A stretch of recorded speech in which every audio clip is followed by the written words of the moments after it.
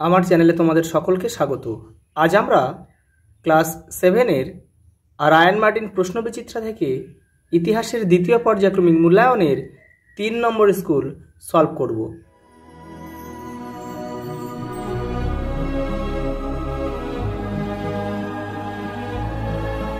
দেখো 3 number school Srirampur girls high school.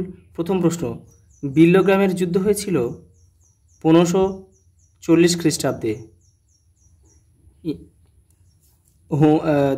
হয়েছিল কার মধ্যে? হয়েছিল শেরশাহের সঙ্গে হুমায়ুনের। পরের প্রশ্ন দেখো, শেরশাহ কৃষককে পাট্টা দিত আর সরকার কৃষককে কি দিত? কবুলিয়ত দিত।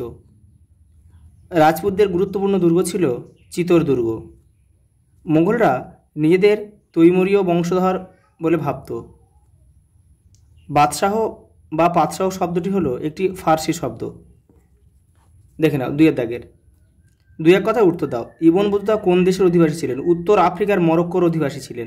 সিজদা কথার অর্থ কি? সুলতানকে ষষ্ঠাঙ্গে প্রণাম। পাইবস বলতে কি বোঝায়? সুলতানের পদযুগল চুম্বন করা। বাহমনি রাজ্যের রাজধানী কোথায় ছিল? গুলবর্গা। দিল্লির কোন সুলতানকে পাগলা রাজা বলা হতো? মোহাম্মদ বিন তুগলককে। তারপর দেখো, সৈয়দ বংশের প্রতিষ্ঠাতা কি? খিজির খাঁ। খিজির খান বা খিজির খাঁ। নিকোলো কোনটি কোন দেশের পর্যটক ছিলেন? ইতালির পর্যটক ছিলেন। আকবরনামা কার লেখা? আবুল ফজরের লেখা। কোন সুলতান রেশন ব্যবস্থা প্রবর্তন করেছিলেন? আলাউদ্দিন খলজি। মনসবদারি প্রথা কে প্রবর্তন করেন? আকবর। পরের প্রশ্ন দেখো, উলাক কি? সুলতানি আমলে ঘোড়ার পিঠে ডাকের ব্যবস্থাকে উলাক বলা হতো।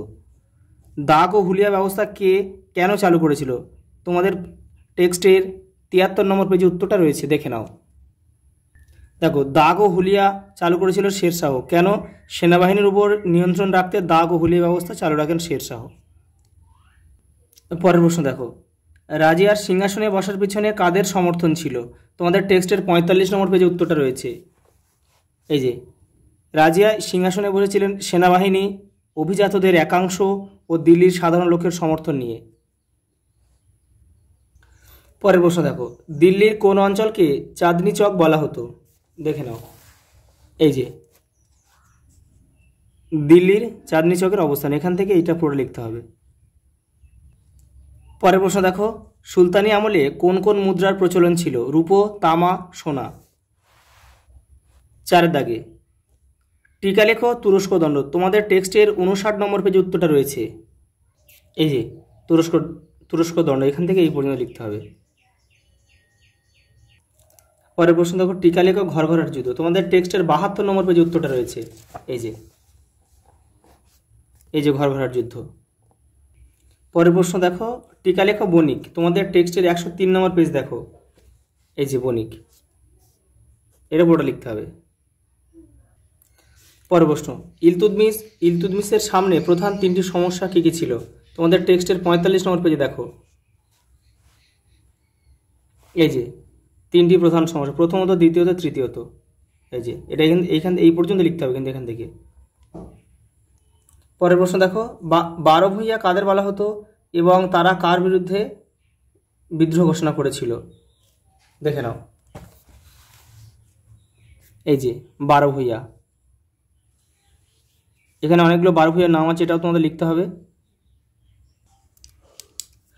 সঙ্গে একটা প্রশ্ন আছে, দেখো, তারা কার বিরুদ্ধে বিদ্রোহ করেছিল? মুঘল সম্রাট জাহাঙ্গীর।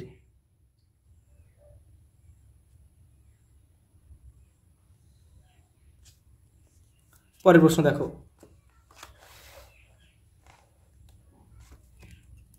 5 দাগের। পানিপথের প্রথম যুদ্ধ কত খ্রিস্টাব্দে কাদের মধ্যে হয়েছিল? 1526 খ্রিস্টাব্দে বাবর ও ইব্রাহিম লোদি। এই যুদ্ধে বাবরের জয়লাভের কারণ কি? দেখে নাও। তোমাদের টেক্সটের 54 নম্বর পেজে কিন্তু উত্তরটা রয়েছে।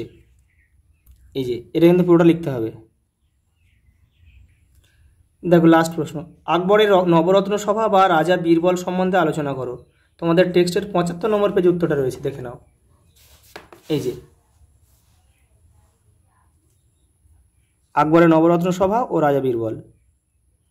আজ এই পর্যন্ত, দেখা হবে পরের ভিডিওতে।